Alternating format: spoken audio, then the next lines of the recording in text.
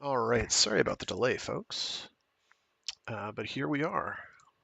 Oh, ho, ho. Merry Xmas. Merry Area Xmas. There we go. That's the joke. Uh, this actually is fairly close to the cover I have, though mine is more of a Dayglow orange than a red, but it works. It seems reasonably festive, right? Right. So, hope people are doing okay. Right now, I'm dealing with the nasty weather. If you're on the East Coast, you're probably getting some of this. If you were in the Midwest, you've already seen it. Um, so there's nasty wind gusts, so I may lose power along the way. I'm hoping I won't, but I'm fully expecting it. The really nasty wind isn't supposed to start till later, but it's already starting to get some pretty decent gusts up and running. Let me see how long this chapter is and find my logical ending point. Hopefully it's not too short. It's quite a few pages. I think it's actually longer than the first one. Yeah, it is. It's definitely longer already. For part 2. There we go. How long is part 3? Part 3 is extra short, and it isn't. Let's get through part 2, and then maybe we'll do part 3 as well. But I'm getting to the point at that point that actually things are so it's like we're halfway through the book at that point, or nearly. So previously on, we've been introduced to our protagonist of Annihilation, whose name is the Biologist. It's with a capital B. Actually, it's not with a capital B. I wrote that in the stream description wrong. I'm sorry. There is no capital B. It is not a capitalized B. She's just the biologist. There's good reasons for that. Um, they're weird reasons, and they aren't properly explained in book, but they do make sense, I guess, from a certain point of view.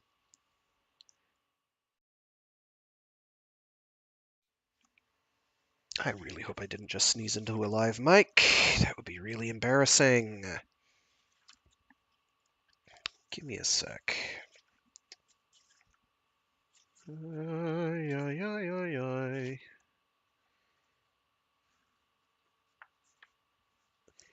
Well, what we'll probably do then is next week, since by Friday I should have adequate time. Next week, maybe we'll do a double whammy. This week, I can't really, because it's just long enough that we have issues. How long is part 5 then? It's difficult because this is a hardcover, so I have to flip each page practically individually.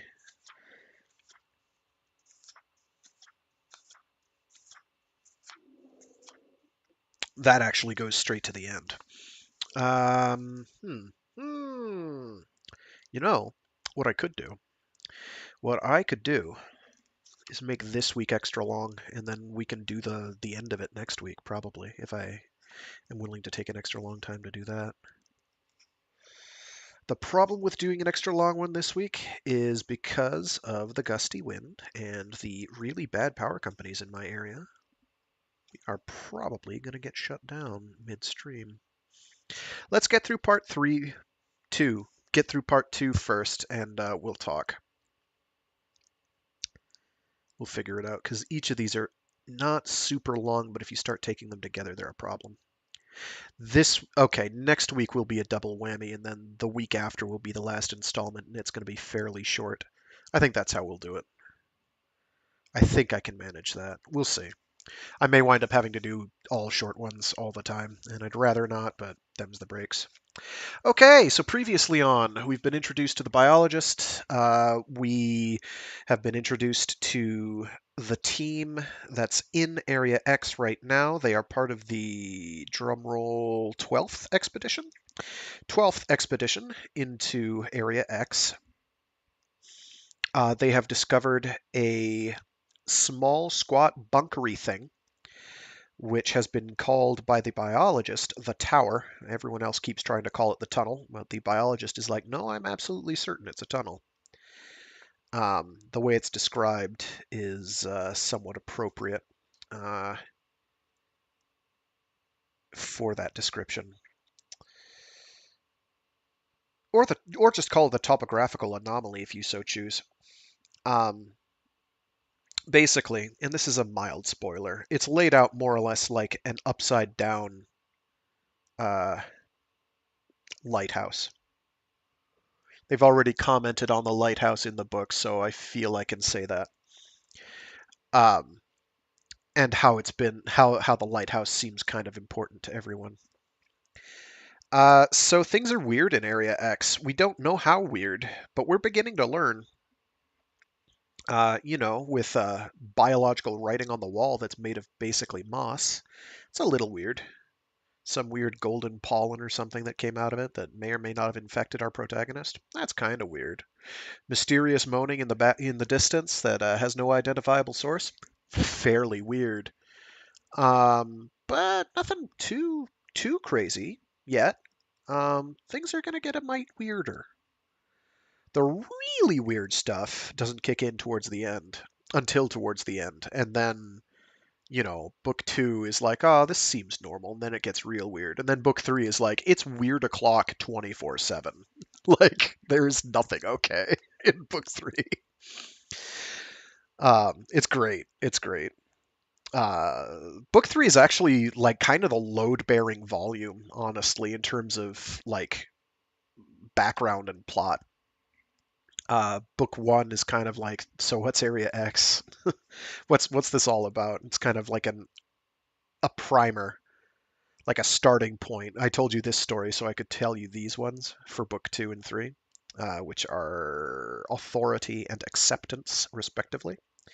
Authority is probably my favorite of the bunch because I adore spook fiction. That is fiction to do with spooks, not so much spooky things, but things to do with G-men, where the G-men are kind of just as out of the loop as everyone else. Very paranoid stuff, kind of X-Filesy, um, only, not as formulaic. And then things get really weird. Like, Mulder would not be okay. He would not be able to take this stuff in stride. Okay, so why not? Let's get cracking. I've rambled on long enough. I've rambled for about 8 minutes. Cool. Nice work.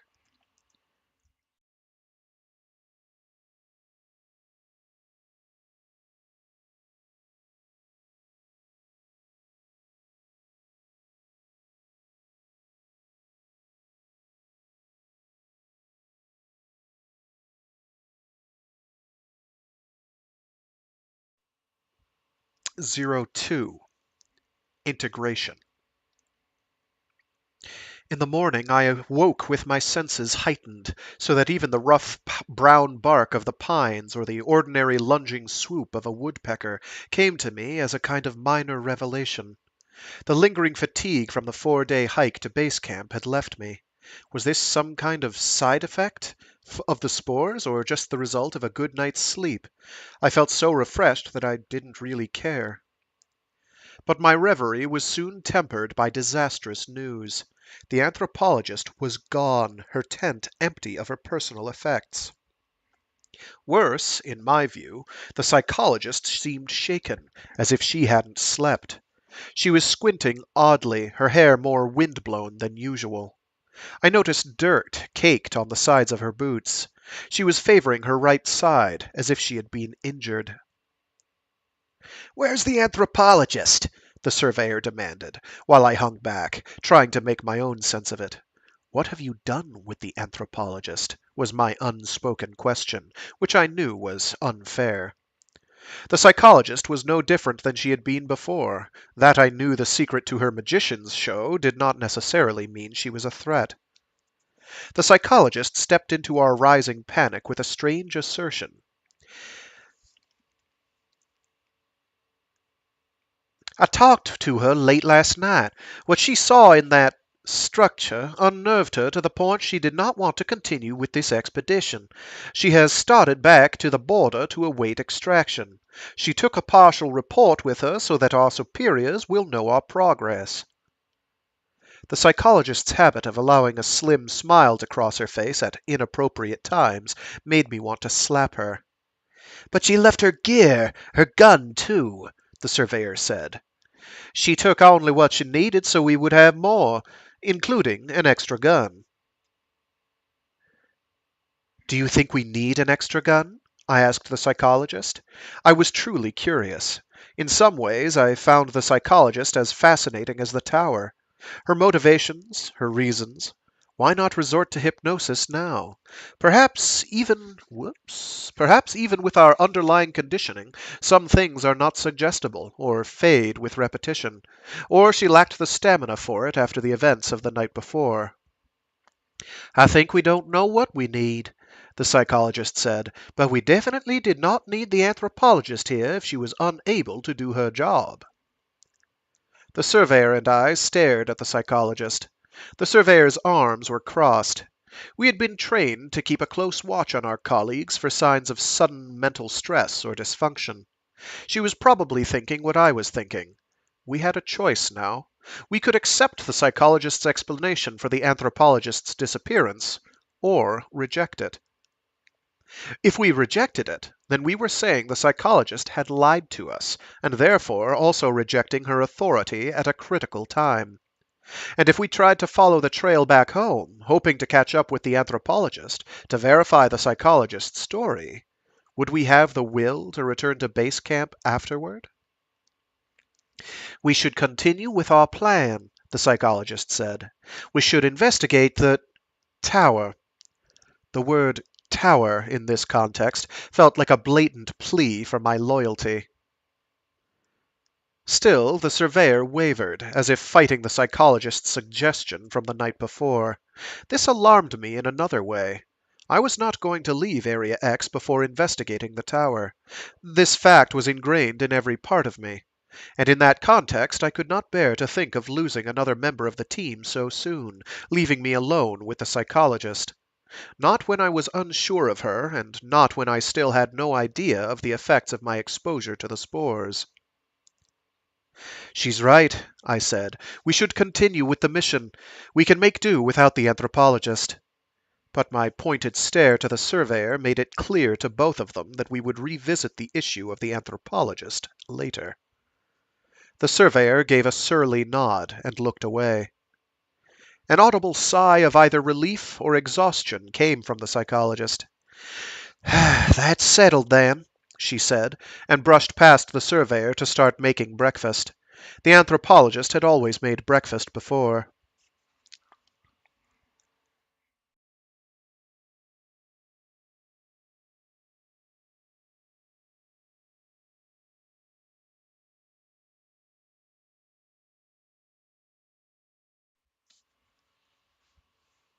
At the tower, the situation changed yet again. The surveyor and I had readied light packs with enough food and water to spend the full day down there. We both had our weapons.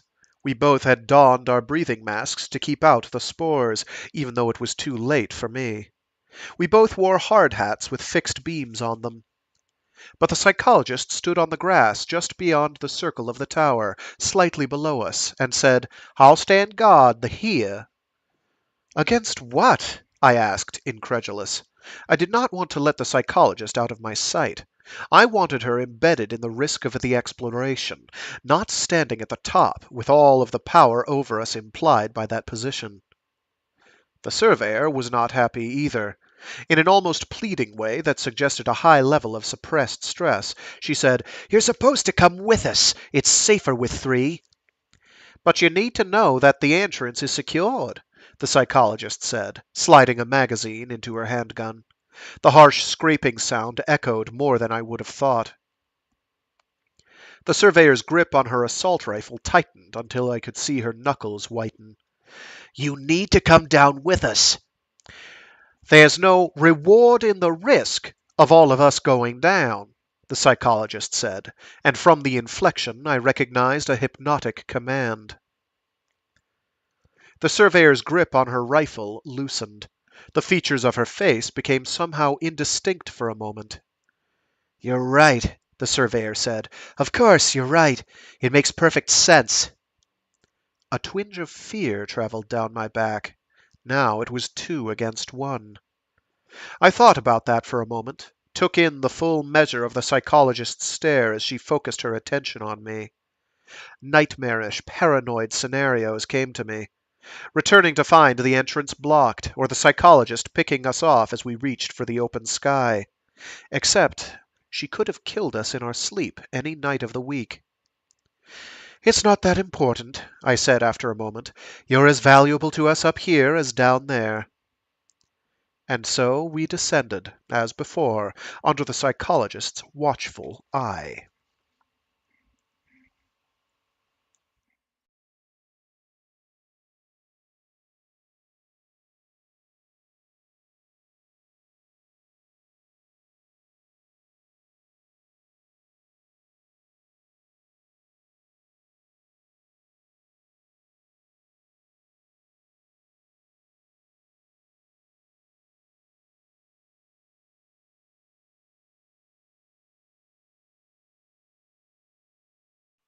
The first The first thing I noticed on the staging level before we reached the wider staircase that spiraled down, before we encountered again the words written on the wall, the tower was breathing. The tower breathed, and the walls, when I went to touch them, carried the echo of a heartbeat. And they were not made of stone, but of living tissue. Those walls were still blank, but a kind of silvery white phosphorescence rose off of them. The world seemed to lurch, and I sat down heavily next to the wall, and the surveyor was by my side, trying to help me up. I think I was shaking as I finally stood. I don't know if I can convey the enormity of that moment in words. The tower was a living creature of some sort. We were descending into an organism. "What's wrong?" the surveyor was asking me, voice muffled through her mask. "What happened?" I grabbed her hand, forced her palm against the wall. "Let me go!" She tried to pull away, but I kept her there. "Do you feel that?" I asked, unrelenting. "Can you feel that?" "Feel what? What are you talking about?"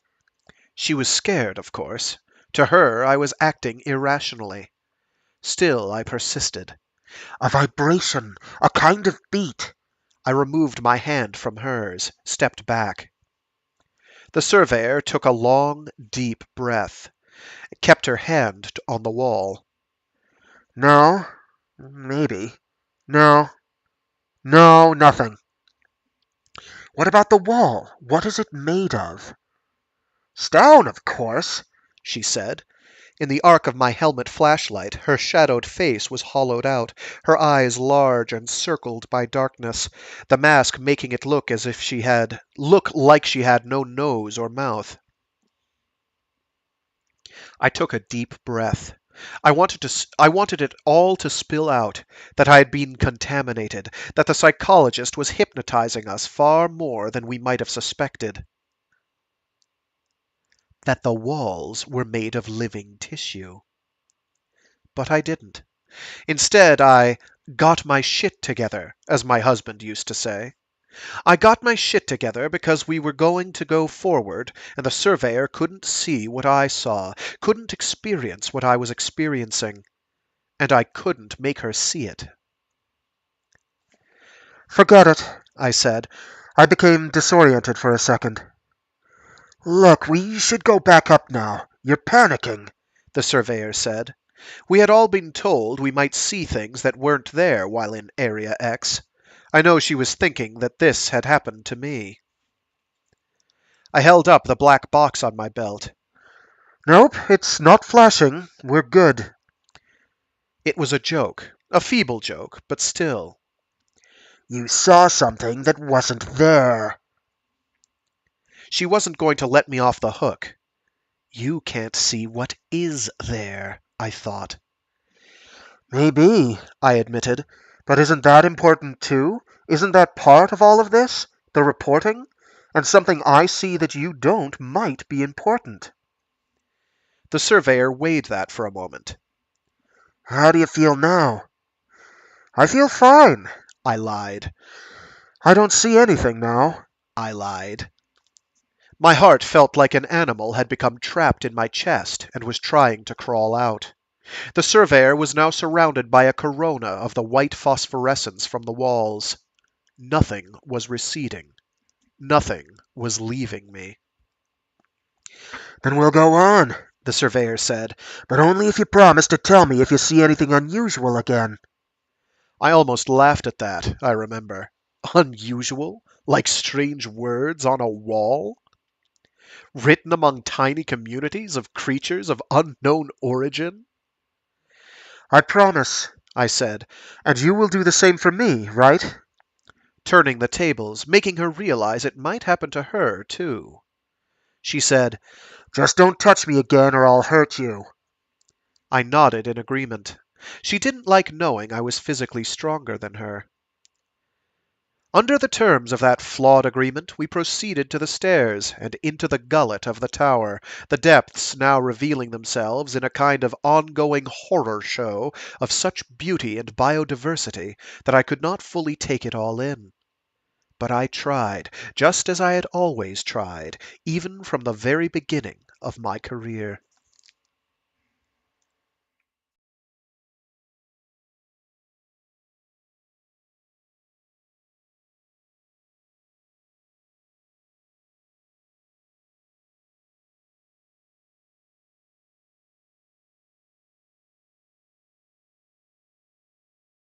My lodestone, the place I always thought of when people asked me why I became a biologist, was the overgrown swimming pool in the backyard of the rented house where I grew up.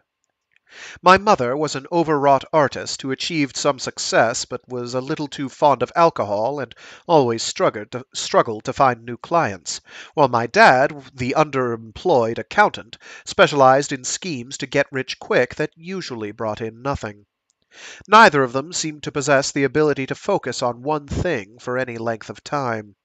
Sometimes it felt as if I had been placed with a family rather than born into one. Placed with a family rather than born into one. There we go. They did not have the will or inclination to clean the kidney-shaped pool, even though it was fairly small. Soon after we moved in, the grass around its edges grew long. Sedge weeds and other towering plants became prevalent. The short bushes lining the fence around the pool lunged up to obscure the chain link. Moss grew in the cracks of the tile path that circled it. The water level slowly rose, fed by the rain, and the surface became more and more brackish with algae. Dragonflies continually scouted the area. Bullfrogs moved in, the wriggling, malformed dots of their tadpoles always present. Water gliders and aquatic beetles began to make the place their own.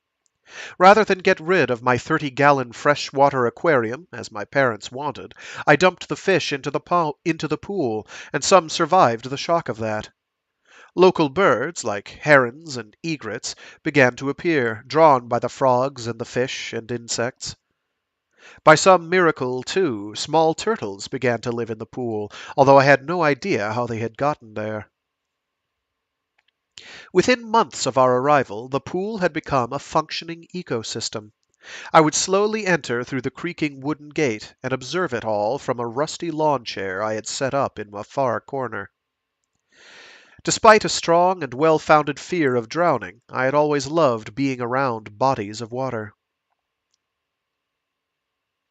Inside the house, my parents did whatever banal, messy things people in the human world usually did, some of it loudly. But I could easily lose myself in the micro-world of the pool.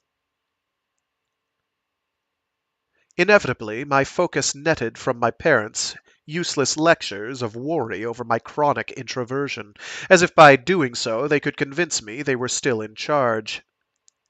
I didn't have enough, or any, friends, they reminded me. I didn't seem to make the effort. I could be earning money from a part-time job. But when I told them that several times, like a reluctant ant-lion, I had to hide from bullies at the bottom of the gravel pits that lay amid the abandoned fields beyond the school, they had no answers. Nor when one day, for no reason, I punched a fellow student in the face when she said hello to me in the lunch line. So we proceeded, locked into our separate imperatives. They had their lives, and I had mine. I liked most of all pretending to be a biologist, and pretending often leads to becoming a reasonable facsimile of what you mimic, even if only from a distance. I wrote down my pool observations in several journals.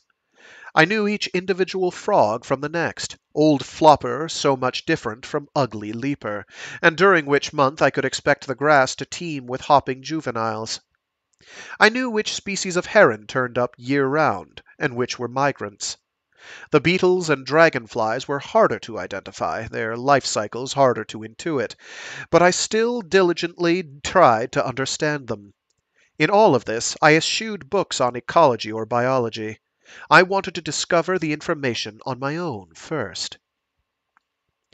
As far as I was concerned, an only child and an expert in the uses of solitude, my observations of this miniature paradise could have continued forever.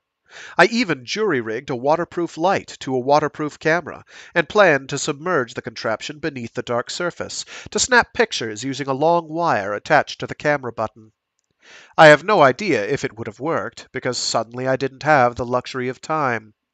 Our luck ran out, and we couldn't afford the rent anymore. We moved to a tiny apartment, stuffed full of my mother's paintings, which all resembled wallpaper to me. One of the great traumas of my life was worrying about the pool. Would the new owners see the beauty and the importance of leaving it as is, or would they destroy it, create unthinking slaughter in honor of the pool's real function? I never found out. I couldn't bear to go back, even if I also could never forget the richness of that place. All I could do was look forward, apply what I had learned from watching the inhabitants of the pool. And I never did look back, for better or worse. If funding for a project ran out, or the area we studied was suddenly bought for development, I never returned. There are certain kinds of deaths that one should not be expected to relive, certain kinds of connections so deep that when they are broken you feel the snap of the link inside you. As we descended into the tower, I felt again, for the first time in a long time, the flush of discovery I had experienced as a child. But I also kept waiting for the snap.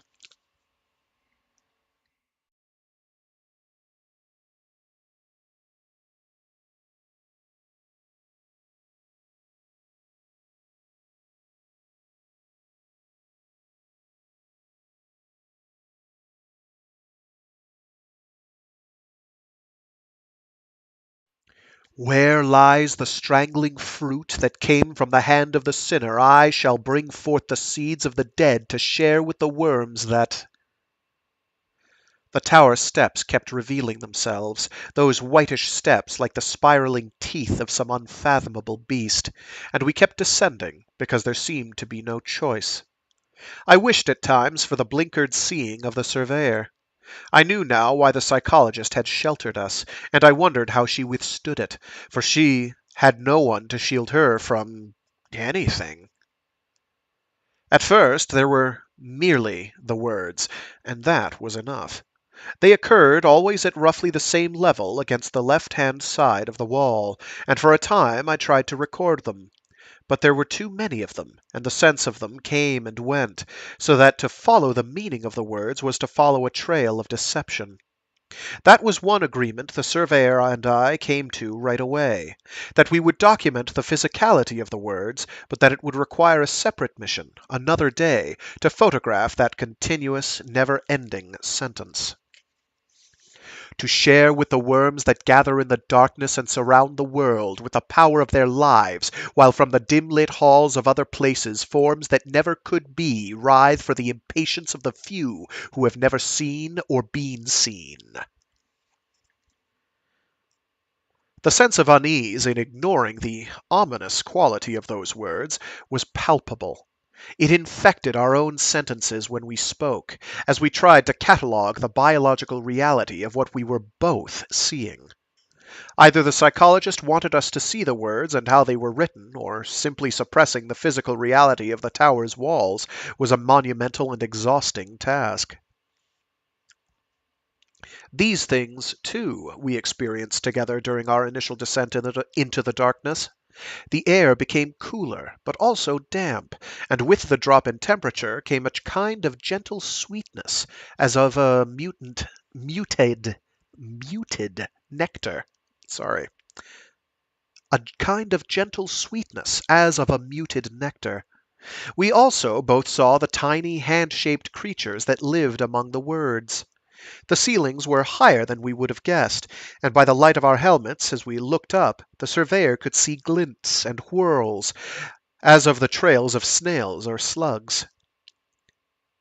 Little tufts of moss or lichen dotted that ceiling, and, exhibiting great tensile strength, tiny long-limbed translucent creatures that resembled cave shrimp stilt-walked there as well. Things only I could see, that the walls minutely rose and fell with the tower's breathing, that the colors of the words shifted in a rippling effect, like the strobing of a squid, that, with a variation of about 3 inches above the current words and 3 inches below, there existed a ghosting of prior words, written in the same cursive script. Effectively, these layers of words formed a watermark, for they were just an impression against the wall, a pale hint of green or sometimes purple, the only sign that once they might have been the raised letters. They might have been raised letters. Most seemed to repeat the main thread, but some did not. For a time, while the surveyor took photographic samples of the living words, I read the phantom words to see how they might deviate. It was hard to read them. There were several overlapping strands that started and started up again. I easily lost track of individual words and phrases. The number of such ghost scripts, faded into the wall, suggested this process had been ongoing for a long time. Although without some sense of the length of each cycle, I could not give even a rough estimate in years. There was another element to the communications from the wall, too. One I wasn't sure if the surveyor could see or not. I decided to test her. Do you recognize this? I asked the surveyor, pointing to a kind of interlocking latticework that at first I hadn't even realized was a pattern, but that covered the wall from just below the phantom scripts to just above them, the main strand roughly in the middle. It vaguely resembled scorpions strung end to end, arising, only to be subsumed again. I didn't even know if I was looking at a language per se. It could have been a decorative pattern for all I knew. Much to my relief, she could see it. No, I don't recognize it, She said. but I'm not an expert. I felt a surge of irritation, but it wasn't directed at her. I had the wrong brain for this task, and so did she. We needed a linguist. We could look at the latticework script for ages, and the most original thought I would have is that it resembled the sharp branching of hard coral. To the surveyor, it might resemble the rough tributaries of a vast river. Eventually, though, I was able to reconstruct fragments of a handful of some of the variants. Why should I rest when wickedness exists in the world? God's love shines on anyone who understands the limits of endurance and allows forgiveness. Chosen for the service of a higher power. If the main thread formed a kind of dark, incomprehensible sermon, then the fragments shared an affinity with that purpose without the heightened syntax. Did they come from longer accounts of some sort, possibly from members of prior expeditions? If so, for what purpose, and over how many years? But all such questions would be for later, in the light of the surface. Mechanically, like a golem, I just took photographs of key phrases, even as the surveyor thought I was clicking pictures of blank wall, or off-center shots of the main fungal words, to put some distance between myself and whatever I might think about these variants. While the main scrawl continued, and continued to unnerve. In the black water, with the sun shining at midnight, those fruit shall come ripe, and in the darkness of that which is golden shall split open to reveal the revelation of the fatal softness in the earth. Those words defeated me somehow. I took samples as we went, but half-heartedly. All of these tiny remnants I was stuffing into glass tubes with tweezers. What would they tell me? Not much, I felt. Sometimes you get a sense of when the truth of things will not be revealed by microscopes. Soon, too, the sound of the heartbeat through the walls became so loud to me I stopped to put in earplugs to muffle its beat, choosing a moment while the surveyor's attention lay elsewhere. Bemasked, half deaf for different reasons, we continued our descent.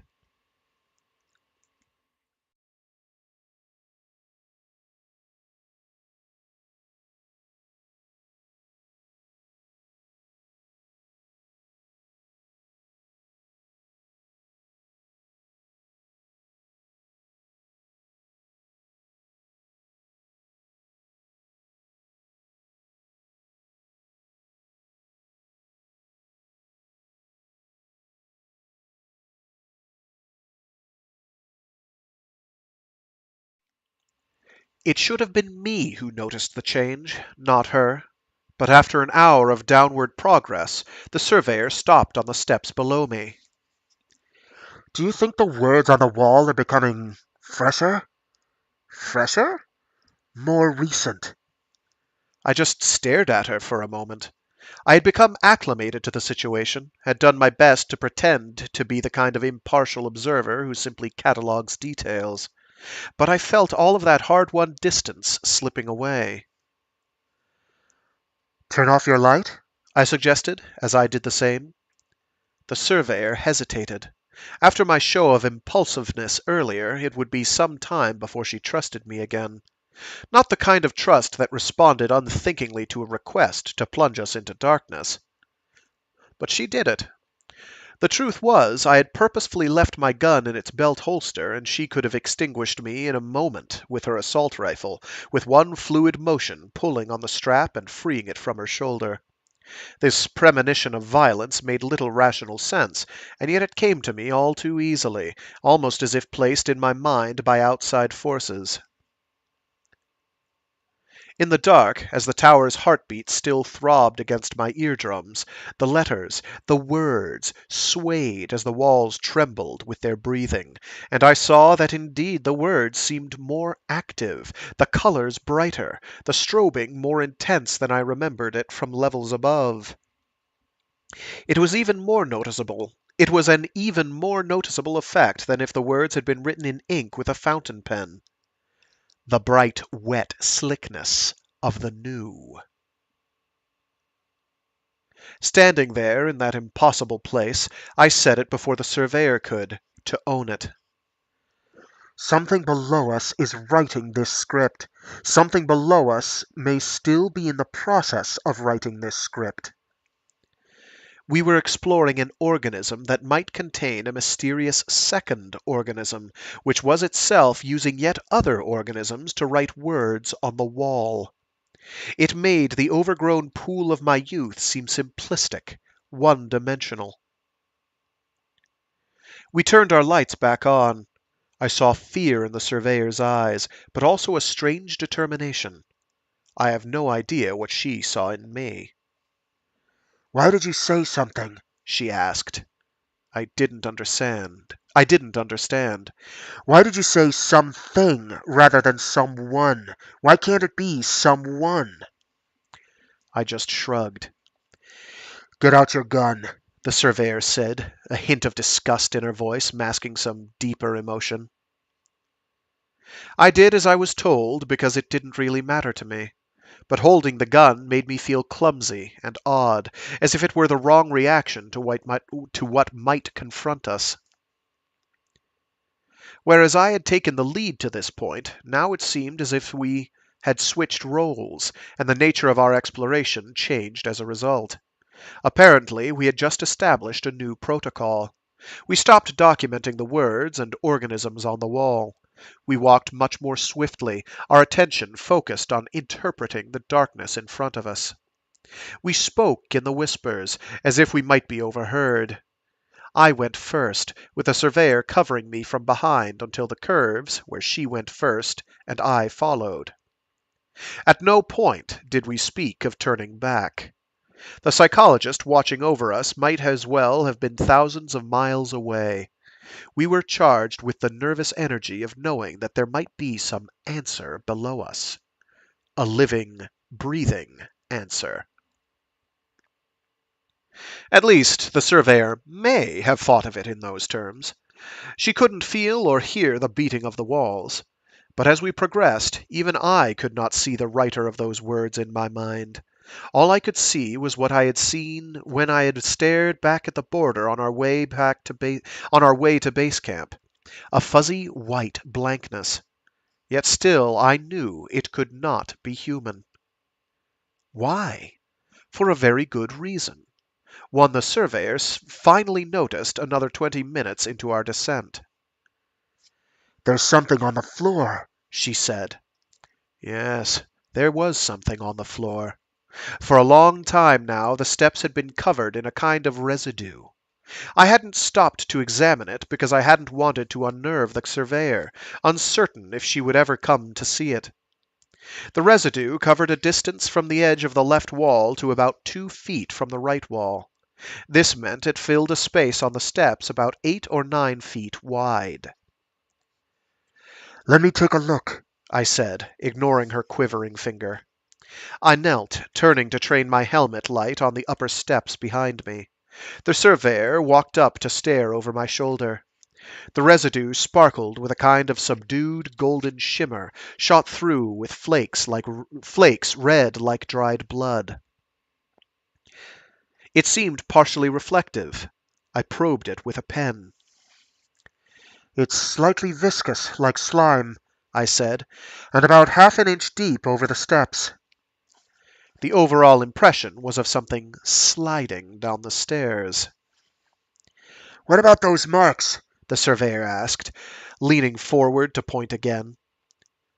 She was whispering, which seemed useless to me, and her voice had a catch in it. There we go. But every time I noticed her becoming more panicky, I found it made me calmer. I studied the marks for a moment. Sliding, perhaps, or dragged, but slowly enough to reveal much more in the residue left behind. The marks she had pointed to were oval, and about a foot long by half a foot wide. 6 of them were splayed over the steps, in 2 rows. A flurry of indentations inside these shapes resembled the marks left by cilia. About 10 inches outside of these tracks, encircling them, were 2 lines. This irregular double circle undulated out and then in again, almost like the hem of a skirt. Beyond this hem were faint indicators of further waves, as of some force emanating from a central body that had left a mark. It resembled most closely the lines left in sand as the surf recedes during low tide, except that something had blurred the lines and made them fuzzy, like charcoal drawings. This discovery fascinated me. I could not stop staring at the trail, the cilia marks. I imagined such a creature might correct for the slant of the stairs much like a geostabilizing camera would correct for bumps in a track. Have you ever seen anything like that? The surveyor asked. No, I replied. With an effort, I bit back a more caustic response. no, I never have. Certain trilobites, snails, and worms left trails simple by comparison, but vaguely similar. I was confident no one back in the world had ever seen a trail this complex or this large. What about that? The surveyor indicated a step a little farther up. I trained a light on it and saw a suggestion of a boot print in the residue. Just one of our own boots. So mundane in comparison. So boring. The light on her helmet shuddered from side to side as she shook her head. No, see. She pointed out my boot prints and hers. This imprint was from a third set and headed back up the steps. You're right, I said.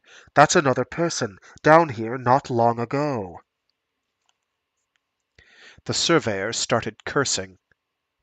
At the time, we didn't think to look for more sets of boot prints.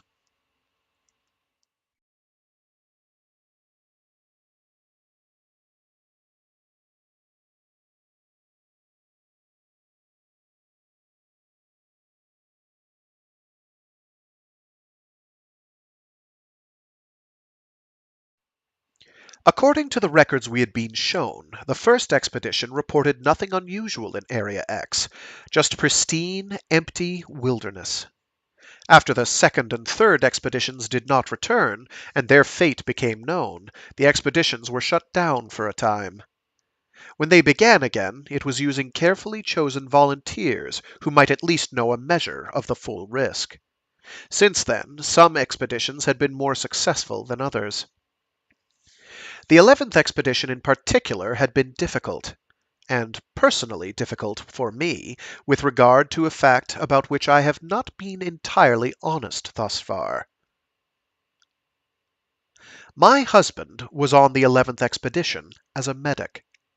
He had never wanted to be a doctor, had always wanted to be in first response or working in trauma. A triage nurse in the field, as he put it. He had been recruited for Area X by a friend who remembered him from when they had both worked for the Navy, before he switched over to ambulance service.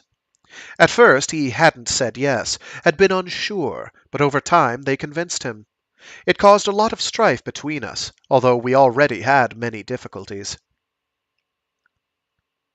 I know this information might not be hard for anyone to find out, but I have hoped that in reading this account you might find me a credible, objective witness. Not someone who volunteered for Area X because of some other event unconnected to the purpose of the expeditions. And, in a sense, this is still true, and my husband's status as a member of an expedition is in many ways irrelevant to why I signed up. But how could I not be affected by Area X, if only through him?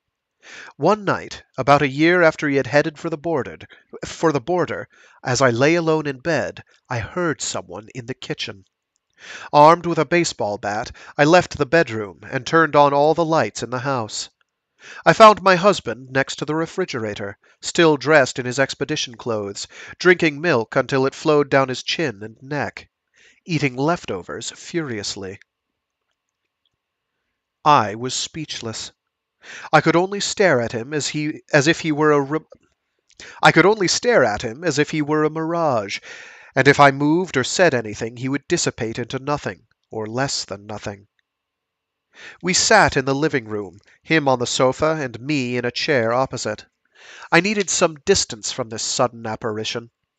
He did not remember how he had left Area X, did not remember the journey home at all. He had only the vaguest recollection of the expedition itself. There was an odd calm about him, punctured only by moments of remote panic when, in asking him what had happened, he recognized that his amnesia was unnatural. Gone from him, too, seemed to be any memory of how our marriage had begun to disintegrate, well before our arguments over his leaving for Area X.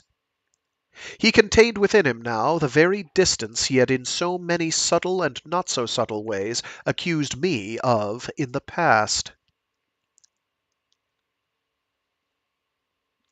After a time, I couldn't take it any longer. I took off his clothes and made him shower, then led him into the bedroom and made love to him, with me on top. I was trying to reclaim remnants of the man I remembered, the one who, so unlike me, was outgoing and impetuous, and always wanted to be of use. The man who had been a passionate recreational sailor, and for 2 weeks out of the year went with friends to the coast to go boating. I could find none of that in him now. The whole time he was inside me, he looked up at my face with an expression that told me he did remember me, but only through a kind of fog. It helped for a while, though. It made him more real, allowed me to pretend. But only for a while.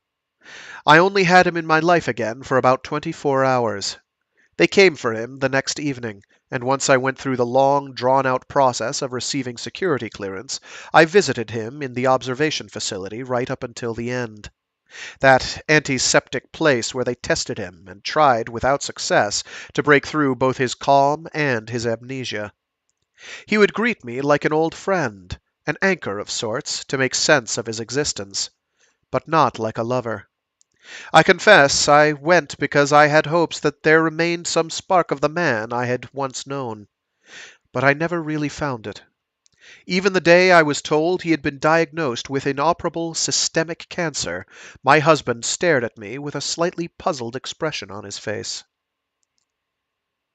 He died 6 months later. During all that time, I could never get beyond the mask, could never find the man I had known inside of him.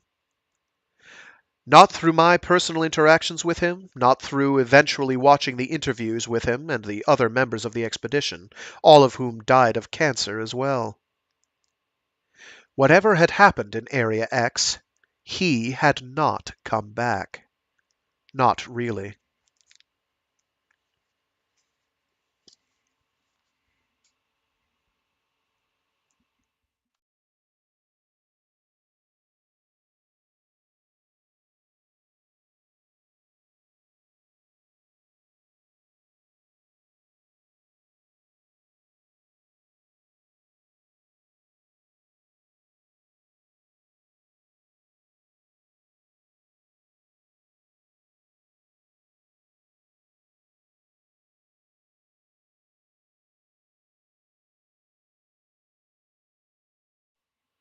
Ever farther down into the darkness we went, and I had to ask myself if any of this had been experienced by my husband.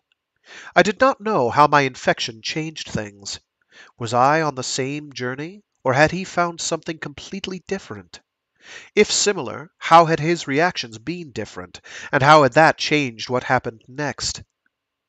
The path of slime grew thicker, and we could now tell that the red flecks were living organisms, discharged by whatever lay below, for they wriggled in the viscous layer.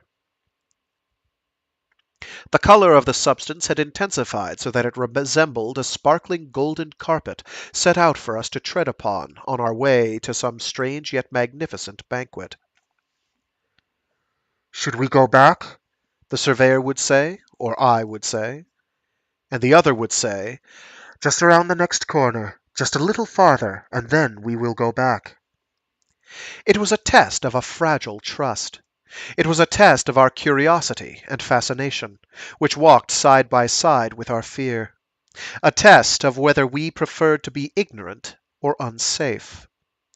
The feel of our boots as we advanced step by careful step through that viscous discharge, the way in which the stickiness seemed to mire us even as we managed to keep moving, would eventually end in inertia, we knew, if we pushed it too far.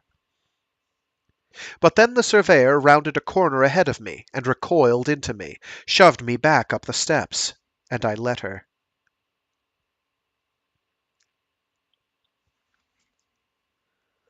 There's something down there, she whispered in my ear. Something like a body or a person. I didn't point out that a body could be a person. Is it writing words on the wall? No, slumped down by the side of the wall. I only caught a glimpse. Her breathing came quick and shallow against her mask. A man or a woman? I asked.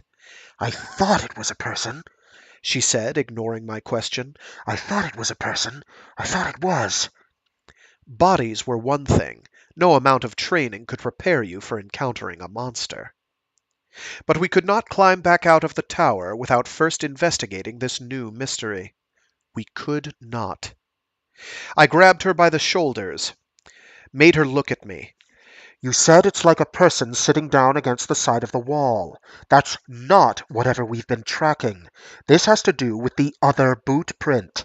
You know that. We can risk taking a look at whatever this is, and then we will go back up. This is as far as we go, no matter what we find. I promise. The surveyor nodded. The idea of this being the extent of of this being the extent of it, of not going farther down, was enough to steady her. Just get through this last thing, and you'll see the sunlight soon. We started back down. The steps seemed particularly slippery now, even though it might have been our jitters, and we walked slowly, using the blank slate of the right wall to keep our balance. The tower was silent, holding its breath, its heartbeat suddenly slow and far more distant than before, or perhaps I could only hear the blood rushing through my head. Turning the corner, I saw the figure and shone my helmet light on it. If I'd hesitated a second longer, I never would have had the nerve. It was the body of the anthropologist, slumped against the left-hand wall, her hands in her lap, her head down as if in prayer, something green spilling out from her mouth. Her clothing seemed oddly fuzzy, indistinct. A faint golden glow arose from her body, almost imperceptible. I imagined the surveyor could not see it at all. In no scenario could I imagine the anthropologist alive. All I could think was, the psychologist lied to us, and suddenly the pressure of her presence far above, guarding the entrance, was pressing down on me in an intolerable way. Yeah, okay. I put out a palm to the surveyor, indicating that she should stay where she was, behind me, and I stepped forward, light pointed down into the darkness. I walked past the body far enough to confirm the stairs below were empty, then hurried back up. Keep watch while I take a look at the body, I said. I didn't tell her I had sensed a faint, echoing suggestion of something much farther below, moving slowly. It is a body? The surveyor said. Perhaps she had expected something far stranger. Perhaps she thought the figure was just sleeping. It's the anthropologist, I said, and saw that information register in the tensing of her shoulders. Without another word, she brushed past me to take up a position just beyond the body, assault rifle aimed into the darkness. Gently, I knelt beside the anthropologist. There wasn't much left of her face, and odd burn marks were all over the remaining skin. Spilling out from her broken jaw, which looked as though someone had wrenched it open in a single act of brutality, was a torrent of green ash that sat on her chest in a mound. Her hands, palms up in her lap, had no skin left on them, only a kind of gauzy filament and more burn marks. Her legs seemed fused together and half melted, one boot missing and one flung against the wall. Strewn around the anthropologist were some of the same sample tubes I had brought with me. Her black box, crushed, lay several feet from her body. What happened to her? The surveyor whispered. She kept taking quick, nervous glances back at me as she stood guard, almost as if whatever had happened wasn't over. As if she expected the anthropologist to come back to horrifying life. I didn't answer her. All I could have said was, I don't know, a sentence that was becoming a kind of witness to our own ignorance or incompetence. Or both. I shone my light on the wall above the anthropologist. For several feet, the script on the wall became erratic, leaping up and dipping down, before regaining its equilibrium. The shadows of the abyss are like the petals of a monstrous flower that shall blossom within the skull and expand the mind beyond what any man can bear. I think she interrupted the creator of the script on the wall, I said. And it did that to her? She was pleading with me to find some other explanation. I didn't have one, so I didn't reply, just went back to observing as she stood there, watching me. A biologist is not a detective, but I began to think like a detective. I surveyed the ground to all sides, identifying first my own boot prints on the steps, and then the surveyor's. We'd obscured the original tracks, but you could still see traces. First of all, the thing, and no matter what the surveyor might hope, I could not think of it as human, had clearly turned in a frenzy. Instead of the smooth sliding tracks, the slime residue formed a kind of clockwise swirl. The marks of the feet, as I thought of them, elongated and narrowed by the sudden change. But on top of this swirl I could also see boot prints. I retrieved the one boot, being careful to walk around the edges of the evidence of the encounter. The boot prints in the middle of the swirl were indeed from the anthropologist, and I could follow partial imprints back up the right-hand side of the wall, as if she had been hugging it. An image began to form in my mind of the anthropologist creeping down in the dark to observe the creator of the script. The glittering glass tubes strewn around her body made me think that she had hoped to take a sample. But how insane or oblivious! Such a risk, and the anthropologist had never struck me as impulsive or brave. I stood there for a moment, and then backtracked ever farther up the stairs, as I motioned to the surveyor, much to her distress, to hold her position. Perhaps if there had been something to shoot she would have been calmer, but we were left with only what lingered in our imaginations. Another dozen steps up, right where you could still have a slit of a view of the dead anthropologist, I found two sets of boot prints, facing each other. One set belonged to the anthropologist. The other was neither mine nor the surveyor's. Something clicked into place, and I could see it all in my head. In the middle of the night, the psychologist had woken the anthropologist, put her under hypnosis, and together they had come to the tower and climbed down this far. At this point, the psychologist had given the anthropologist an order, under hypnosis, one that she probably knew was suicidal, and the anthropologist had walked right up to the thing that was writing the words on the wall and tried to take a sample, and died trying, probably in agony. The psychologist had then fled. Certainly, as I walked back down, I could find no trace of her boot prints below that point. Was it pity or empathy that I felt for the anthropologist? Weak, trapped, with no choice. The surveyor waited for me, anxious. What did you find? Another person was here with the anthropologist. I told the surveyor my theory. But why would the psychologist do that? She asked me. We were going to all come down here in the morning anyway. I felt as if I were observing the surveyor from 1,000 miles away. I have no idea, I said. but she has been hypnotizing all of us, and not just to give us peace of mind. Perhaps this expedition had a different purpose than what we were told. Hypnotism. She said the word like it was meaningless. How do you know that? How could you possibly know that? The surveyor seemed resentful. Of me or of the theory, I couldn't tell which. But I could understand why. Because, somehow, I have become impervious to it. I told her. She hypnotized you before we came down here today, to make sure you would do your duty. I saw her do it. I wanted to confess to the surveyor, to tell her how I had become impervious, but believed that that would be a mistake. And you did nothing? If this is even true. At least she was considering the possibility of believing me. Perhaps some residue, some fuzziness from the episode had stuck in her mind.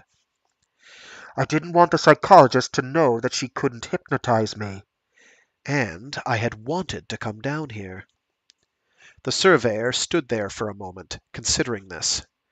Believe me or don't believe me, I said. but believe this. When we go up there, we need to be ready for anything. We may need to restrain or kill the psychologist because we don't know what she's planning. Why would she be planning anything?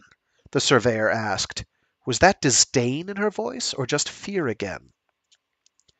Because she must have different orders than the ones we got, I said, as if explaining to a child. When she did not reply, I took that as a sign that she was beginning to acclimate to the idea. I need to go first because she can't affect me. And you'll need to wear these. It might help you resist the hypnotic suggestion. I gave her my extra set of earplugs. She took them hesitantly. No, she said. We'll go up together at the same time. That isn't wise. I said. I don't care what it is. You're not going up top without me. I'm not waiting there in the dark for you to fix everything. I thought about that for a moment, then said, Fine.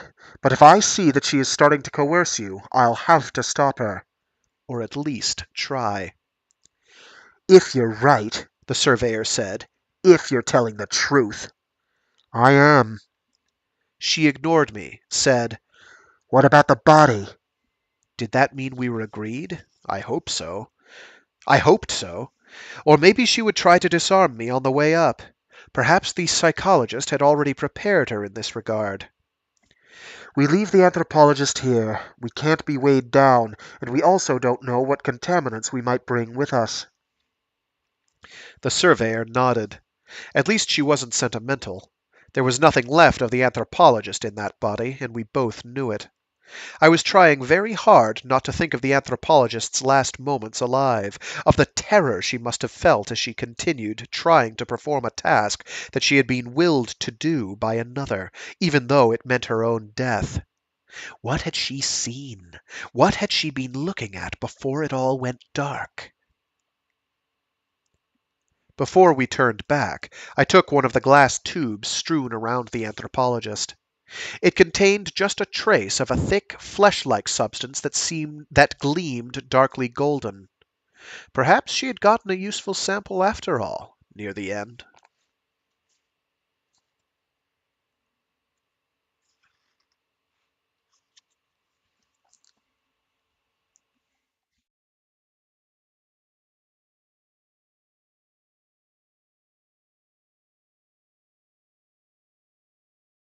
There's a nice little Area X related banner I was able to find. I forget where that came from. I want to say it came from an article on the trilogy by The Atlantic, but don't quote me on that.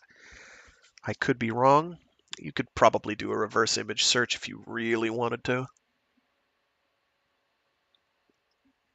Most of the ones I found were doing simple Google image searches because I didn't have a file of them on hand. Sorry.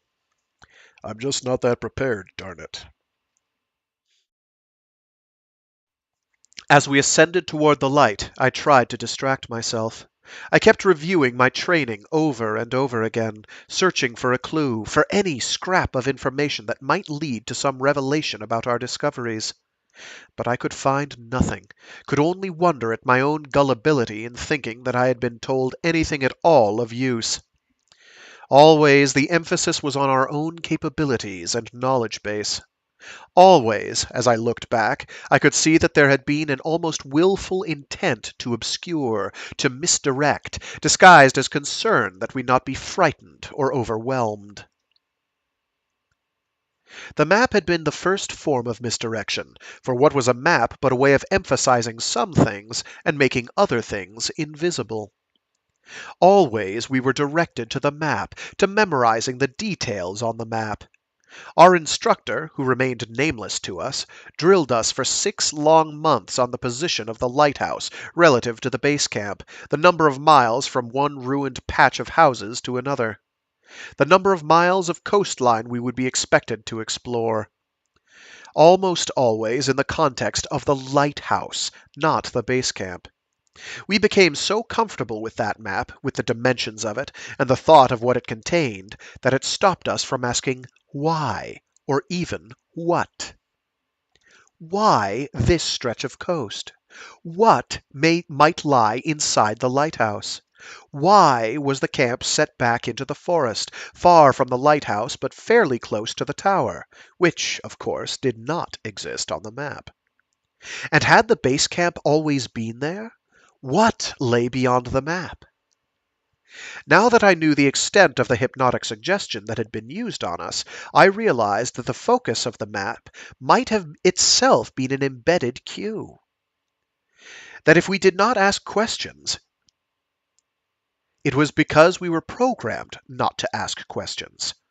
That the lighthouse, representative or actual, might have been a subconscious trigger for a hypnotic suggestion, and that it might also have been the epicenter of whatever had spread out to become Area X. My briefing on the ecology of that place had had a similar blinkered focus.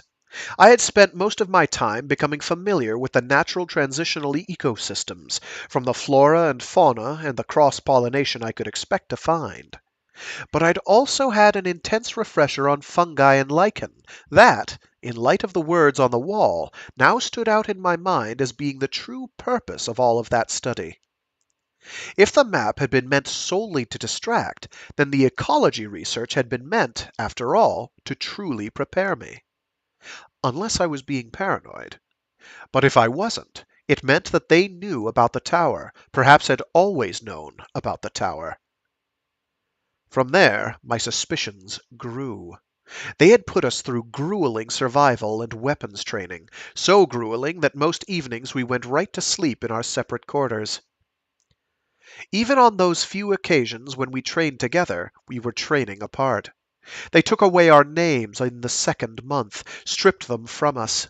The only name the only names applied to things in Area X and only in terms of the only names applied to things in Area X and only in terms of their most general label. This, too, a kind of distraction from asking certain questions that could only be reached through knowing specific details. But the right specific details, not, for example, that there were 6 species of poisonous snakes in Area X. A reach, yes, but I was not in the mood to set aside even the most unlikely scenarios. By the time we were ready to cross the border, we knew everything. And we knew nothing.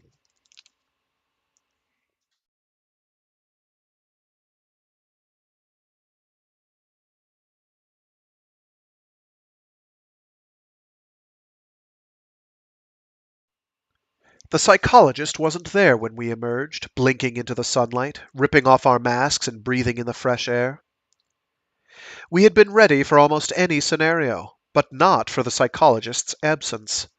It left us adrift for a while, afloat in that ordinary day, the sky so brightly blue, the stand of trees casting long shadows.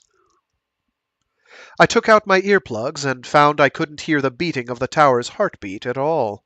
How what we had seen below could coexist with the mundane was baffling.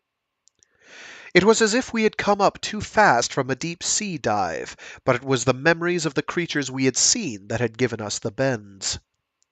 We just kept searching the environs for the psychologist, certain she was hiding, and half hoping we would find her, because surely she had an explanation.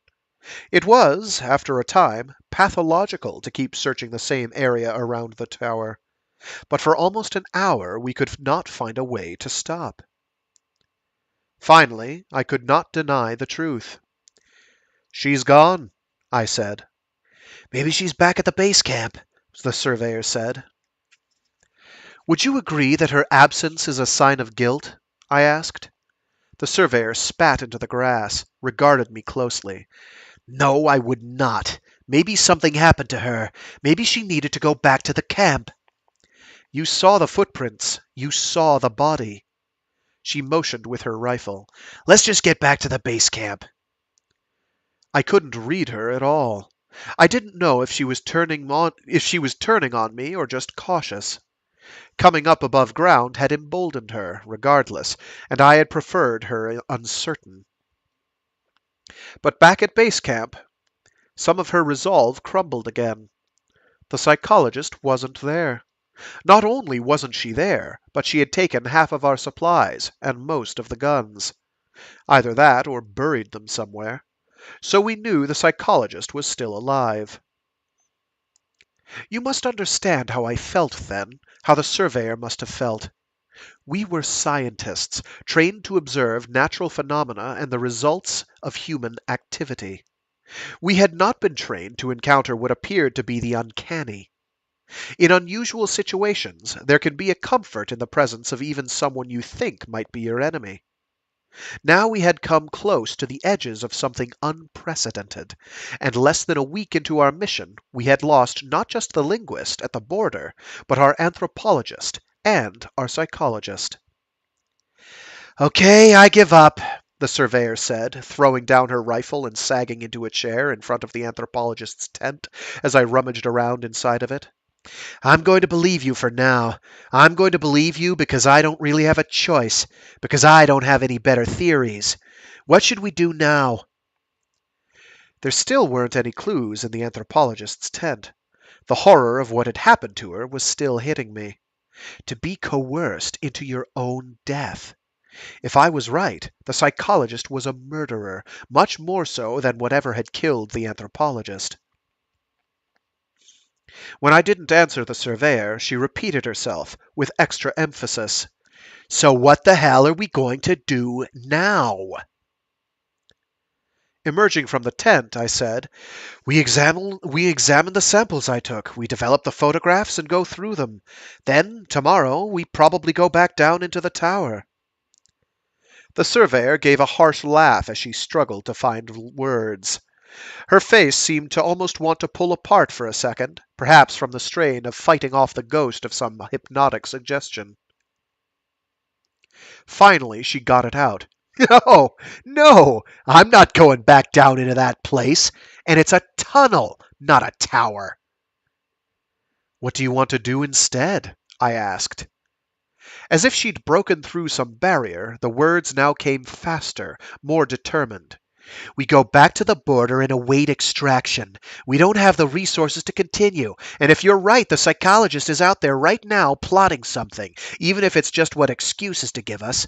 And if she's not, if she's dead or injured because something attacked her, that's another reason to get the hell out. She had lit a cigarette, one of the few we'd been given. She blew two long plumes of smoke out of her nose. I'm not ready to go back, I told her. Not yet. I wasn't near ready, despite what had happened. You prefer this place, you really do, don't you? The surveyor said. It wasn't really a question. A kind of pity or disgust infused her voice. You think this is going to last much longer? Let me tell you, even on military maneuvers designed to simulate negative outcomes, I've seen better odds. Fear was driving her, even if she was right. I decided to steal my delaying tactics from the psychologist. Let's just look at what we brought back, and then we can decide what to do. You can always head back to the border tomorrow. She took another drag on the cigarette, digesting that. The border was still a 4-day hike away. True enough, she said, relenting for the moment. I didn't say what I was thinking, that it might not be that simple. That she might make it back across the border only in the abstract sense that my husband had, stripped of what made her unique. But I didn't want her to feel as if she had no way out.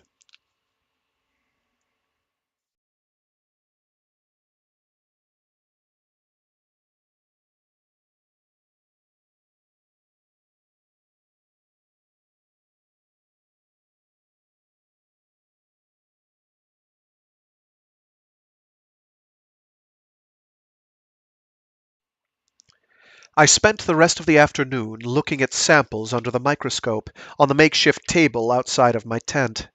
The surveyor busied herself with developing the photographs in the tent that doubled as a darkroom, a frustrating process for anyone used to digital uploads. Then, while the photos were resting, she went back through the remnants of maps and documents the prior expedition had left at the base camp. My samples told a series of cryptic jokes with punchlines I didn't understand.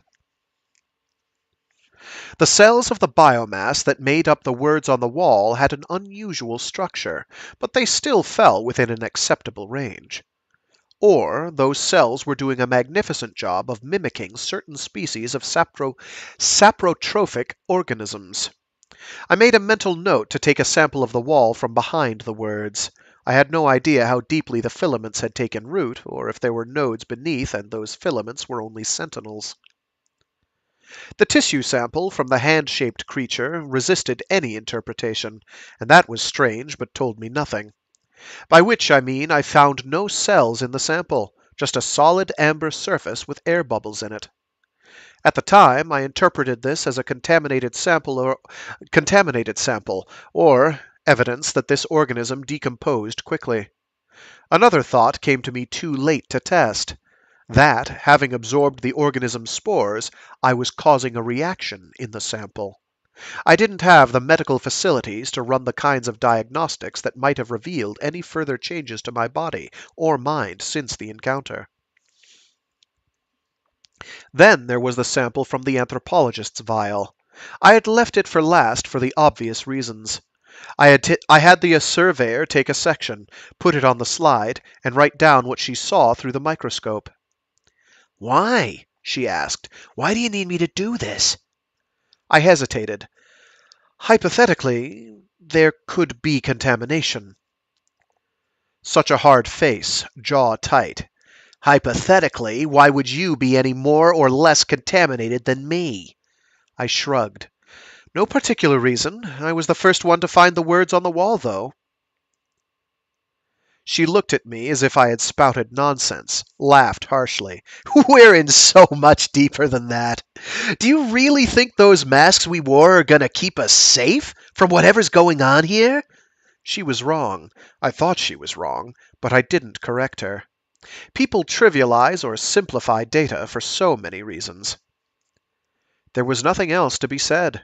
She went back to her work as I squinted through the microscope at the sample from whatever had killed the anthropologist.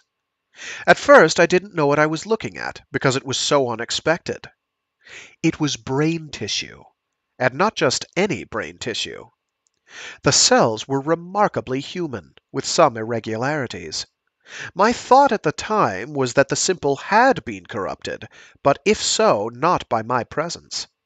The surveyor's notes perfectly described what I saw, and when she looked at the sample again later, she confirmed its unchanged nature.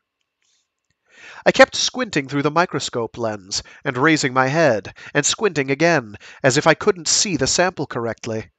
Then I settled down and stared at it until it became just a series of squiggles and circles. Was it really human? Was it pretending to be human? As I said, there were irregularities. And how had the anthropologist taken the sample? Just walked up to the thing with an ice cream scoop and asked, "Can I take a biopsy of your brain?" No, the sample had to come from the margins, from the exterior, which meant it couldn't be brain tissue, which meant it was definitely not human. I felt unmoored, drifting once again. About then, the surveyor strode over and threw the developed photographs down on my table. "Useless," she said. Every photograph of the words on the wall was a riot of luminous, out-of-focus color. Every photograph of anything other than the words had come out as pure darkness. The few in-between photos were also out of focus. I knew this was probably because of the slow, steady breathing of the walls, which might also have been giving off some kind of heat or other agent of distortion. A thought that made me realize I had not taken a sample of the walls. I had recognized the words were organisms. I had known the walls were, too, but my brain had still registered walls as inert, part of a structure. Why sample them? "I know," the surveyor said, misunderstanding my cursing. "Any luck with the samples?" "No, no luck at all," I said, still staring at the photographs. "Anything in the maps and papers?" The surveyor snorted. "Not a damn thing. Nothing, except they all seem fixated on the lighthouse, watching the lighthouse, going to the lighthouse, living in the goddamn lighthouse." "So we have nothing." The surveyor ignored that, said, "What do we do now?" It was clear she hated asking the question. Eat dinner, I said. Take a little stroll along the perimeter to make sure the psychologist isn't hiding in the bushes. Think about what we're doing tomorrow. I'll tell you one thing we're not doing tomorrow. We're not going back into the tunnel. Tower. She glared at me. There was no point in arguing with her.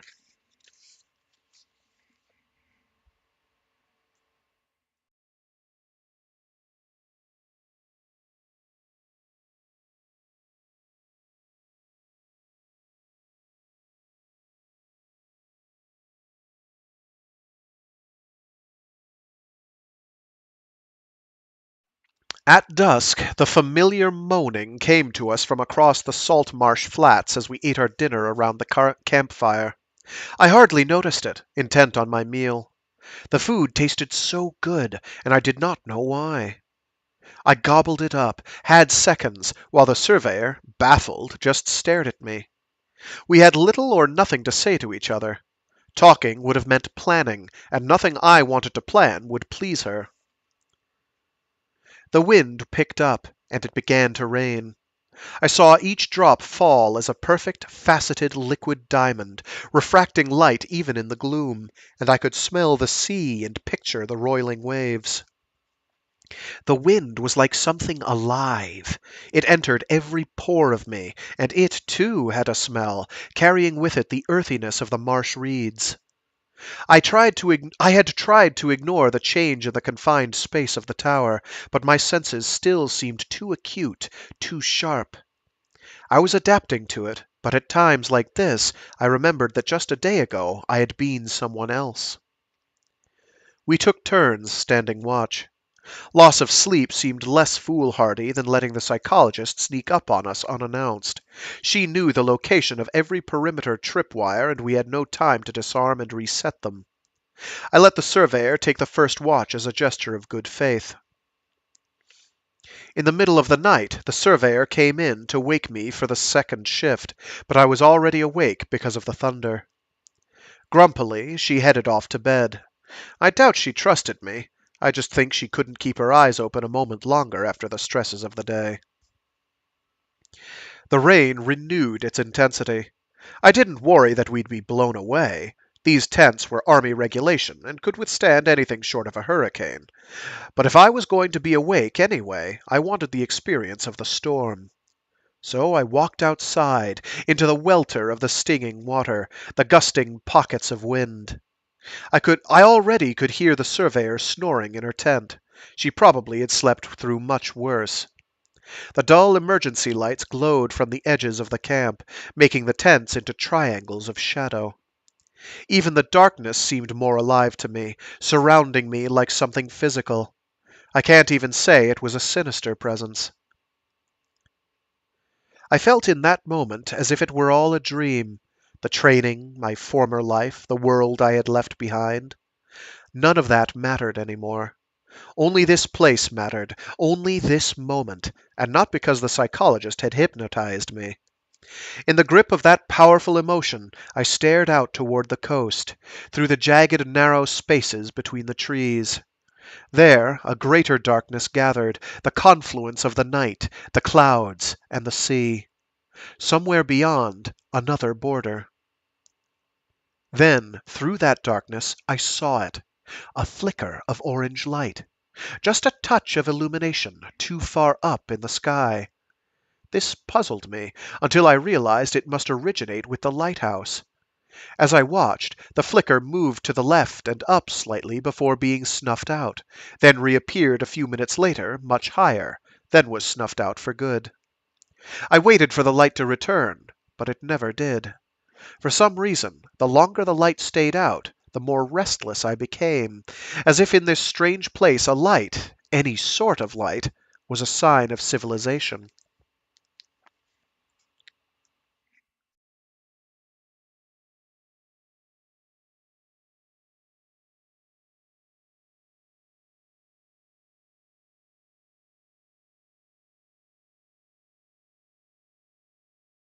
There had been a storm that final full day alone with my husband after he returned from the 11th expedition.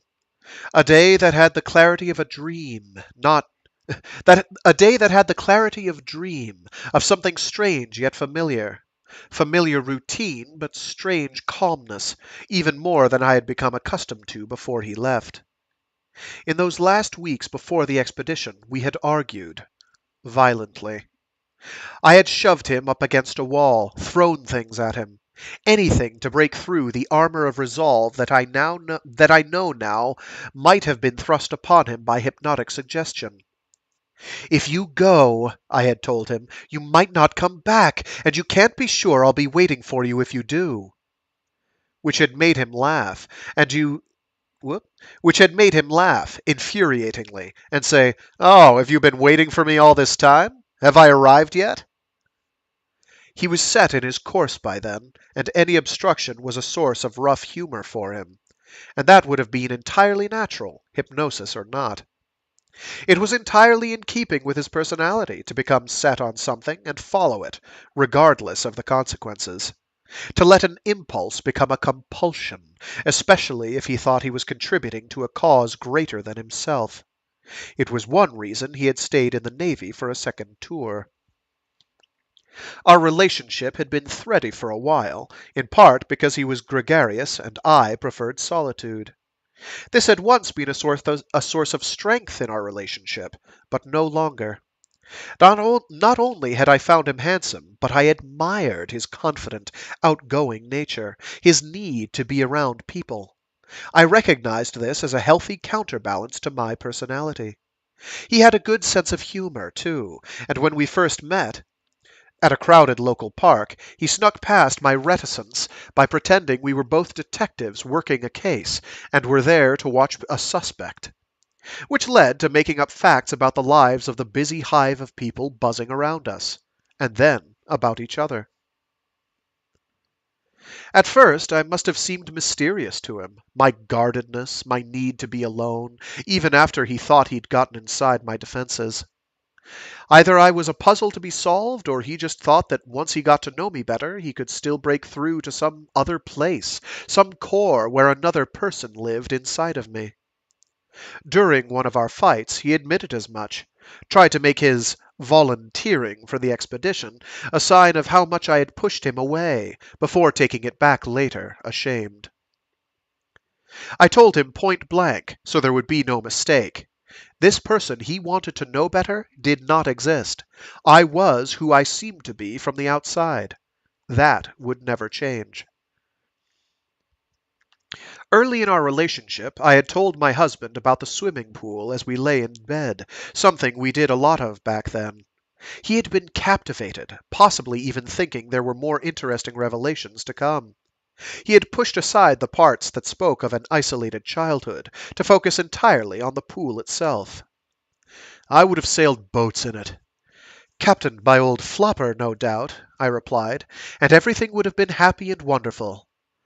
No, because I would have found you surly and wilful and grim. Fairly grim. I would have found you frivolous and wished really hard for the turtles to scuttle your boat. If they did, I would have just rebuilt it bigger. I just have would bleh. I would have If they did, I would just have rebuilt it even better and told everyone about the grim kid who talked to frogs. I had never talked to frogs. I had never talked to the frogs. I despised anthropomorphizing animals. So what has changed if we wouldn't have liked each other as kids? I asked. Oh, I would have liked you despite that, he said, grinning. You would have fascinated me, and I would have followed you anywhere, without hesitation. So we fit back then, in our odd way. We clicked by being opposites, and took pride in the idea that this made us strong. We reveled in this construct so much for so long that it was a wave that did not break until after we were married. And then it destroyed us over time in depressingly familiar ways. But none of this, the good or the bad, mattered when he returned from the expedition. I asked no questions, did not bring up any of our past arguments. I knew when I woke up beside him that morning after his return that our time together was already running out. I made him breakfast, while outside the rain beat down, lightning cracking nearby. We sat at the kitchen table, which had a view, through the sliding glass doors, of the backyard, and had an excruciatingly polite conversation over eggs and bacon. He admired the gray shape of the new bird feeder I had put in, and the water feature that now rippled with raindrops. I asked him if he had gotten enough sleep, and how he felt. I even asked again questions from the night before, like whether the journey back had been tough. No, he said, effortless, flashing an imitation of his old infuriating smile. How long did it take? I asked. No time at all. I couldn't read his expression, but in its blankness I sensed something mournful, something left inside that wanted to communicate but couldn't. My husband had never been mournful or melancholy as long as I had known him, and this frightened me a little. He asked me how my research was going, and I told him about some of the new developments. At the time, I worked for a company devoted to the creation of natural products that broke down plastics and other non-biodegradable substances. It was boring. Before that, I had been out in the field, taking advantage of various research grants. Before that, I had been a radical environmentalist, participating in protests, and employed by a non-profit to call potential donors on the phone. And your work? I asked, tentative, not sure how much more circling I could do, ready at a moment's notice to dart away from the mystery. Oh, you know, he said, as if he'd only been away a few weeks, as if I were a colleague, not his lover, his wife. Oh, you know, same as always. Nothing really new. He drank deeply from his orange juice. Really drank to savor it, so that for a minute or two nothing existed in the house but his enjoyment. Then he casually asked about other improvements around the house. After breakfast, we sat out on the porch, watching the sheets of rain, the puddles collecting in the herb garden. We read for a while, then went back inside and made love. It was a kind of repetitive, trance-like fucking, comfortable only because the weather had cocooned us.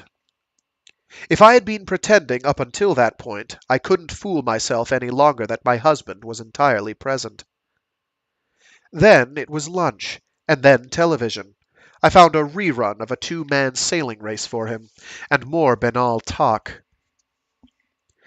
He asked about some of his friends, but I had no answers. I never saw them. They'd never really been my friends. I didn't cultivate friends.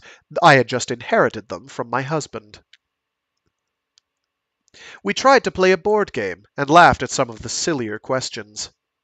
Then weird gaps in his knowledge became apparent, and we stopped, a kind of silence settling over us.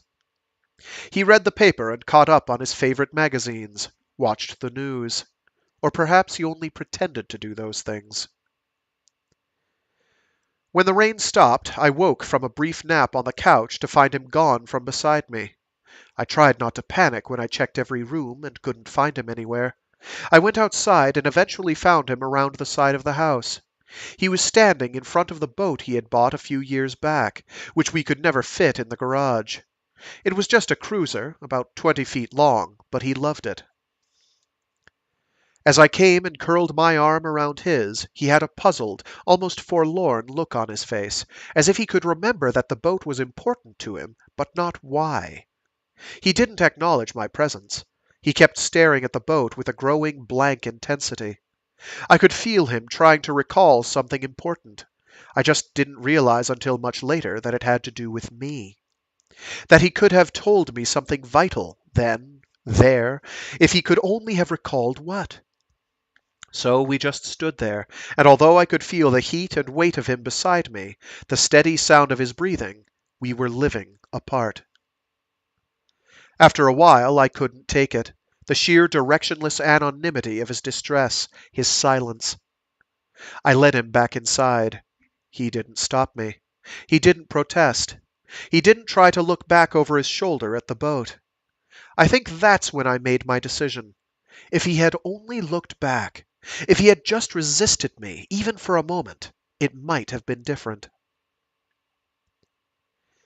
At dinner, as he was finishing, they came for him in 4 or 5 unmarked cars and a surveillance van. They did not come in rough or shouting, with handcuffs and weapons on display. Instead, they approached him with respect, one might almost say fear, the kind of watchful gentleness you might display if about to handle an unexploded bomb. He went without protest, and I let them take this stranger from my house. I couldn't have stopped them, but I also didn't want to. The last few hours I had coexisted with him in a kind of rising panic, more and more convinced that whatever had happened to him in Area X had turned him into a shell, an automaton going through the motions. Someone I had never known.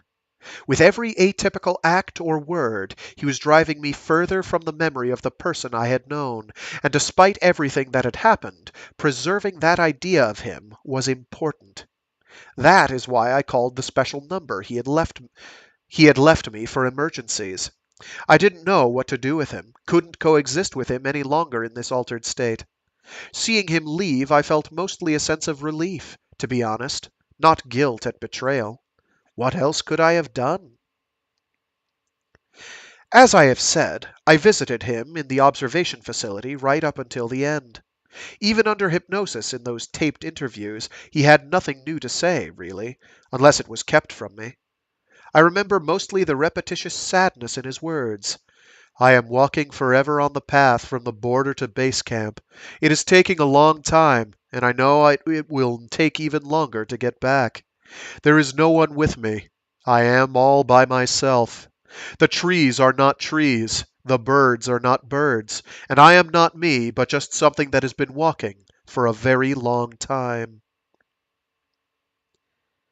This was really the only thing I had discovered in him after his return, a deep and unending solitude, as if he had been granted a gift that he didn't know what to do with, a gift that was poison to him and eventually killed him. But would it have killed me? That was the question that crept into my mind even as I stared into his eyes those last few times, willing myself to know his thoughts and failing. As I labored at my increasingly repetitive job in a sterile lab, I kept thinking about Area X and how I would never know what it was like without going there. No one could really tell me, and no account could possibly be a substitute. So, several months after my husband died, I volunteered for an Area X expedition.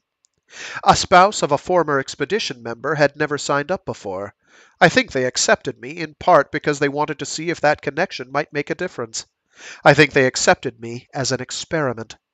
But then again, maybe from the start, they expected me to sign up.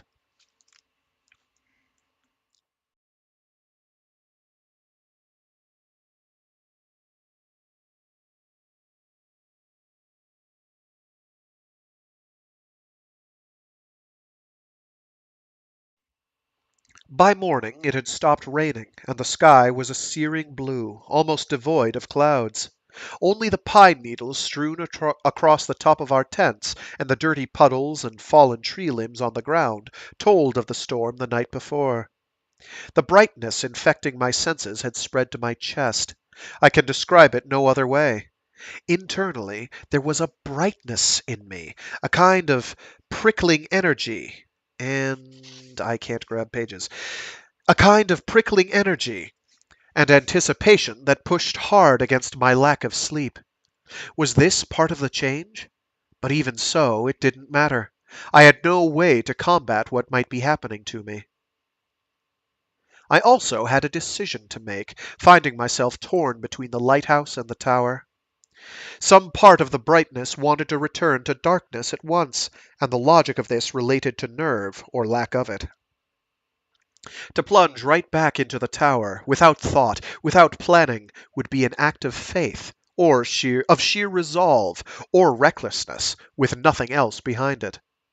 But now I also knew that someone had been in the lighthouse the night before. If the psychologist had sought refuge there, and I could track her down, then I might gain more insight into the tower before exploring it further. This seemed of increasing importance, more so than the night before, because the number of unknowns the tower represented had multiplied tenfold. So by the time I talked to the surveyor, I had decided on the lighthouse. The morning had the scent and feel of a fresh start, but it was not to be. If the surveyor had wanted to know part of a return to the tower, then she equally had no interest in the lighthouse. You don't want to find out if the psychologist is there? The surveyor gave me a look as if I had said something idiotic. Holed up in a high position with clear lines of sight in every direction? In a place they've told us has a weapons cache? I'll take my chances here. If you were smart, you'd do the same. You might find out that you don't like a bullet hole in the head. Besides, she might be somewhere else. Her stubbornness tore at me. I didn't want to split up for purely practical reasons. It was true we had been told prior expeditions had stored weapons at the lighthouse, and because I believed it more likely that the surveyor would try to go home without me there. It's the lighthouse or the tower, I said, trying to sidestep the issue, and it would be better for us if we found the psychologist before we went back down into the tower. She saw whatever killed the anthropologist. She knows more than she told us. She, she knows more than she's told us. The unspoken thought that perhaps if a day passed, or two, whatever lived in the tower, slowly making words on the wall, would have disappeared or gotten so far ahead of us we would never catch up. But that brought to mind a disturbing image of the tower as endless, with infinite levels descending into the earth. The surveyor folded her arms. You don't really get it, do you? The mission is over. Was she afraid? Did she just not like me enough to say yes? Whatever the reason, her opposition angered me, as did the smug look on her face. In the moment, I did something that I regret now. I said, There's no reward in the risk of going back to the tower right now. I thought I had been subtle in my intonation of one of the psychologist's hypnotic cues, but a shudder passed over the surveyor's face, a kind of temporary disorientation. When it cleared, the look that remained told me she understood what I had tried to do.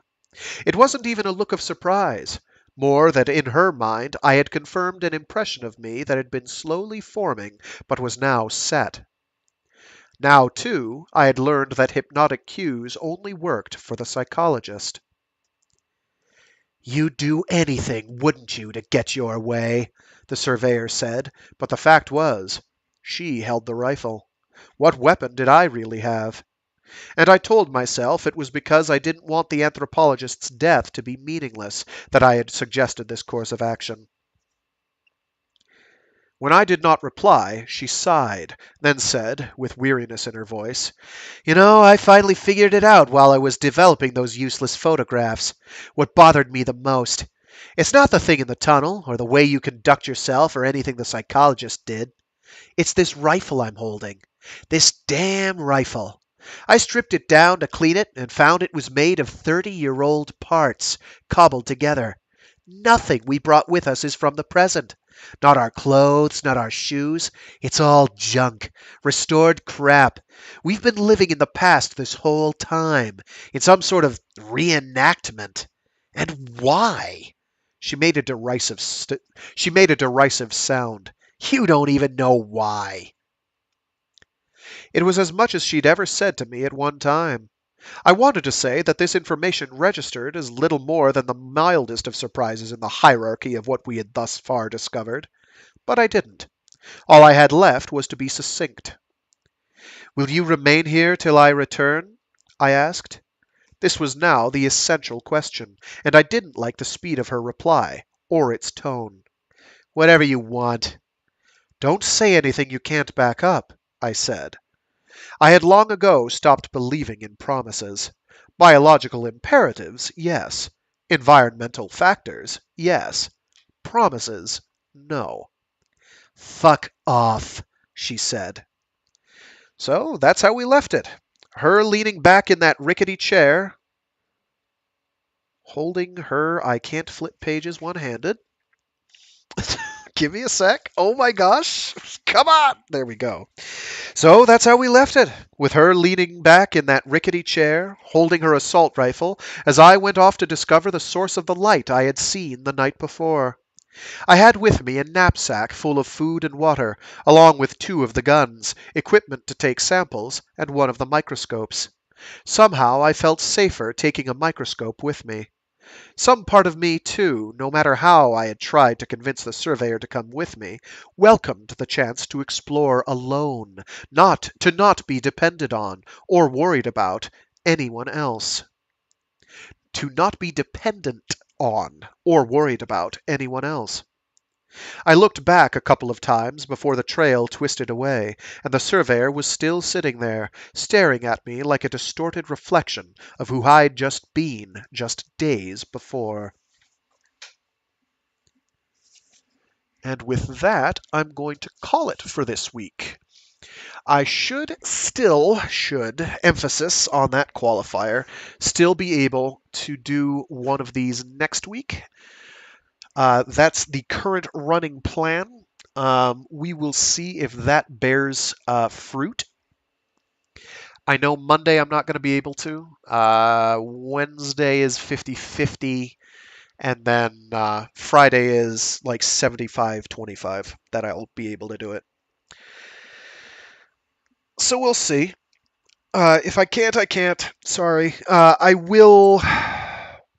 Yeah, this weekend I'll have the YouTube channel updated, and I'll have a new playlist the um, for Annihilation, at least by Jeff Vandermeer. I didn't say the author's name today, but there it is.